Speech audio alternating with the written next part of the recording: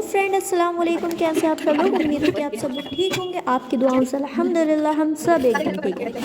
तो आज हमने बनाया था आलू का गरम गरम पराठा, क्योंकि सर्दी भी इतनी ज़्यादा हो रही थी और ऐसी सर्दी में, इतनी ज़्यादा सर्दी में कुछ गरम गरम खाने को ही मन करता है। तो हमारे मन में एकदम से क्रेविंग होने लगी कि आज हम चाय से बनाते हैं आलू का पराठा, क्योंकि आलू का पराठा ज़्यादातर हर किसी का फेवरेट होता है। तो हमने भी सोचा कि आज आलू भी बॉईल हुए हुए थे और हमने सोचा कि कोई नहीं, आज हम चाय से बनाते हैं गरम गरम आलू का पराठा। और ये हमारा आलू का पराठा लगभग बन के हो चुका था तैयार, और एक तरफ हमने रख दी थी चाय बनने के लिए।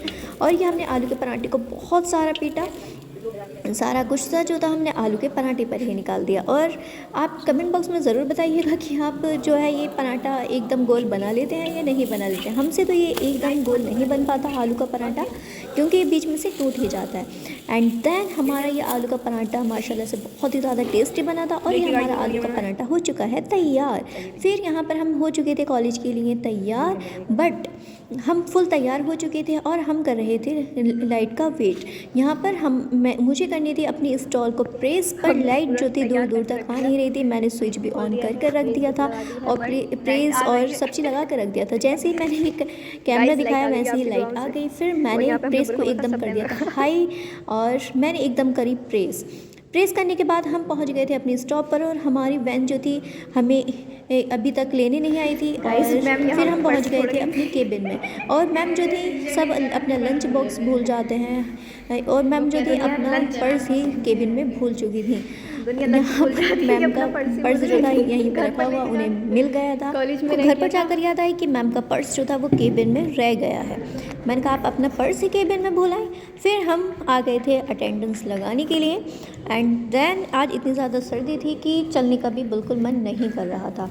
हर तरफ कोहरा ही कोहरा था, कोहरे ने अपना आतंक हर तरफ मचा रखा था। और हमने यहाँ पर की साइन, और फिर हम आ गए थे बाहर। आप यहाँ पर देखिएगा कि इतनी ज़्यादा सर्दी है। यहाँ पर पूरे दिन धूप या सूरज कहीं पर दिखाई नहीं दिया था। फिर उसके बाद हम पहुँच गए थे मार्केट, और रिक्शा हमें अंदर लेकर नहीं आया। वो कह रहे थे कि हमारी अम्मी के भाई बैठे हुए हैं, यानी कि पुलिस वाले वो कह रहे थे हमारी अम्मी के भाई बैठे हुए हैं। और रामपुर की शुरुआत होती है इन फूलों के साथ। मार्केट जब जाते हैं तो ये फूल आपको ज़रूर दिखाई देते होंगे। और ये था गजरा। ये जब गजरा जो होता है हाथों में इतना ज़्यादा अच्छा लगता है, और आपने एक आध बार ट्राई किए हैं ये नहीं किए, कमेंट बॉक्स में ज़रूर बताइएगा। और ये था टीका। यहाँ पर ये रोज़ की ज्वेलरी जो थी बहुत अच्छी लगती है, काफ़ी अच्छी लग रही थी।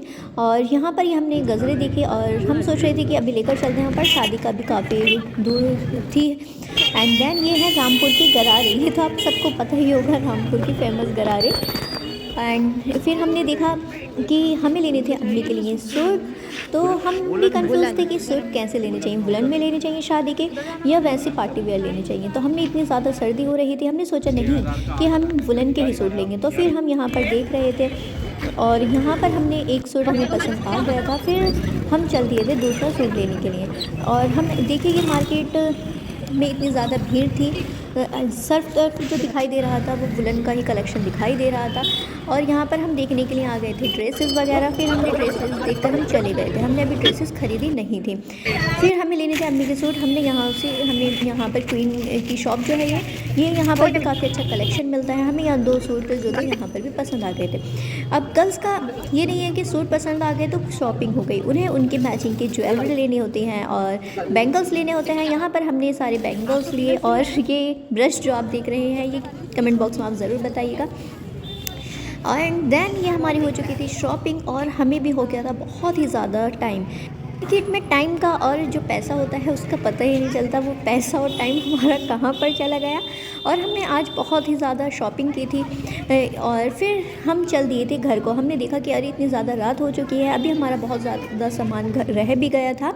हमने सोचा कोई नहीं, हम फिर आते हैं। फिर हमने रिक्शे को पकड़ा, और रिक्शा ने हमें घर पर पहुँचाया।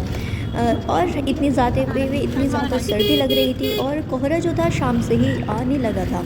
हमने सोचा कि कल क्या होगा।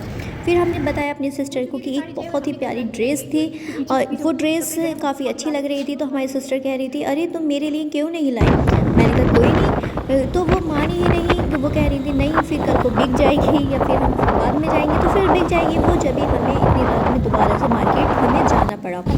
फिर हम यहाँ पर जा रहे थे भाई के साथ और यहाँ पर आप देखिएगा इतना ज़्यादा कोहरा हो चुका है, इतनी ज़्यादा सर्दी लग रही थी। हम जो गए थे बाइक से गए थे, तो हम दोनों सिस्टर भाई के साथ गए थे बाइक से, और यहाँ पर इतना ज़्यादा कोहरा था कि सामने कभी एकदम क्लियरिटी के साथ दिखाई नहीं दे रहा था। अगर कोई चीज़ पसंद आ जाती है फिर घर पर आके बताती इतनी अच्छी चीज़ थी तो और ज़्यादा डांट ये लगती है कि आपसे लाया नहीं गया। तो फिर हमारी सिस्टर को भी वो नहीं हुआ कि वो ड्रेस जो थी वो बिक जाएगी। फिर हमें उन्हें शॉप पर लेकर आ गए थे। फिर हमने उन्हें जो था वो ड्रेस दिखाई, और ये था ड्रेस का आउटफिट और ये था हल्दी का आउटफिट जो उन्हें लेना था।